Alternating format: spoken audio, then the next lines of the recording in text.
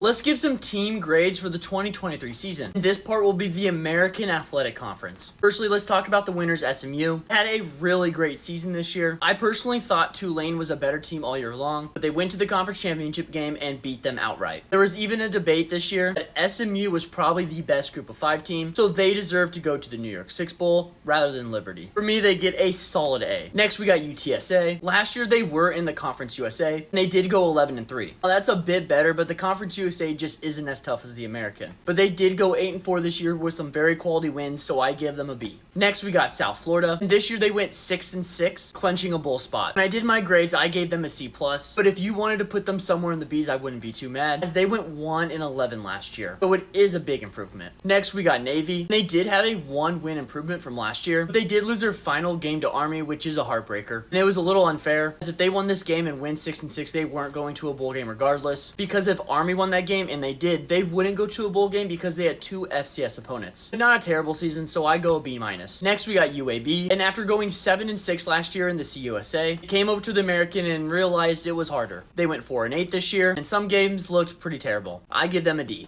Next, we got Temple. And after going 3-9 last season, they repeated it and went 3-9 again. You'll see a theme here. With all these bottom tier group of 5 teams, there's not much to say other than they just weren't that good. So I give them a D-.